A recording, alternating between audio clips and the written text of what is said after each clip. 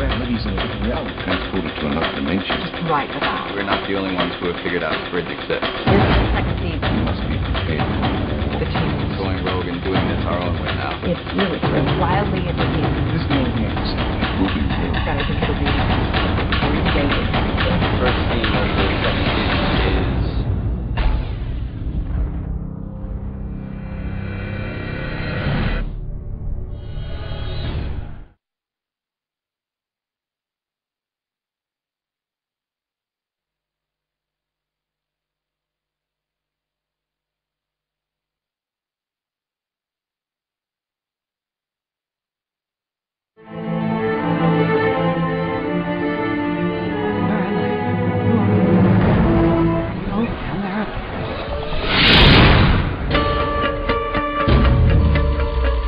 Our vision for season 1 was very much that season 1 would act as a prologue for what was going to be a story on a larger canvas, and that in many ways season 1 would be an introduction to our team and an introduction to the problem that they and the world are facing. And now in season 2 we want to start to actively deal with that problem.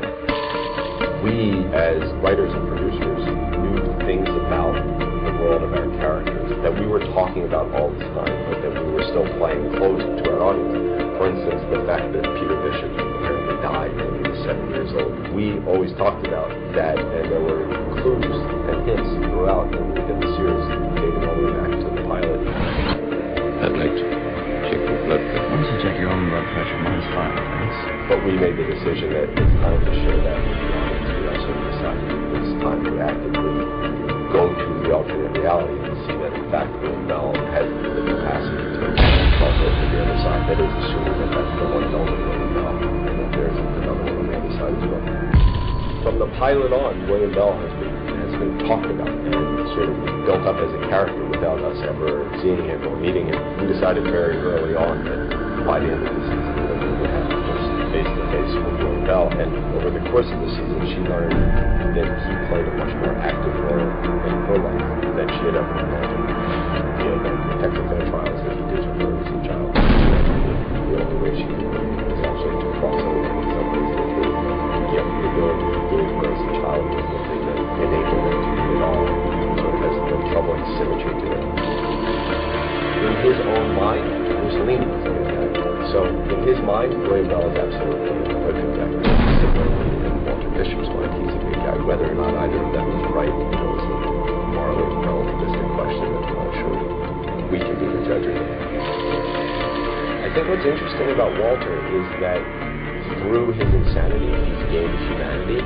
As a younger man, he didn't really engage with people. He saw them as things to be experimented upon. He never really engaged with his son. But now, having gone through such a dark phase of his life, he's actually come through the other side with more of his humanity intact. So I'm not sure if Walter was given the choice of going back to who Walter used to be, he'd even take that.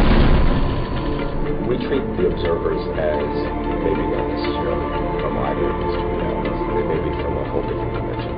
In episode 4, by the observers, he's talking to somebody from his reality, from his universe, somebody who he reports back to. Just arrived. In our minds, we're the good guys, of course. I think in our minds, we're all the good guys. Good and bad has sort of a yin and yang relationship with each other sometimes. We may have caused the problem, but if we're trying to cure it, then we're not.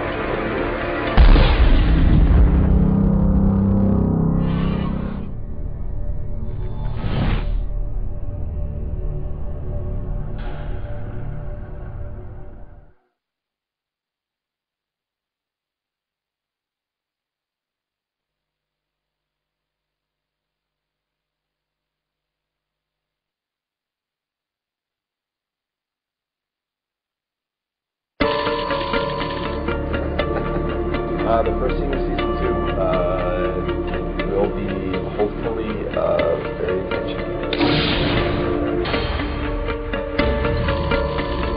I think if people are expecting season 2 to start with the last scene of season 1, they might be surprised. Who are you? I'm William Bell. We will definitely see the rest of Olivia's interaction with William Bell, and it's very likely that we will see interaction with William Bell both in the alternate reality and in this reality.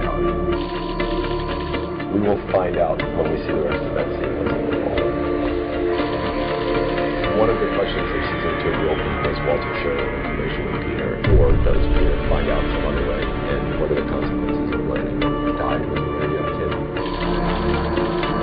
I would like to tell you nothing other than that there is a war coming. In terms of being part of American storytelling, the question to ask is, are we necessarily the good guys?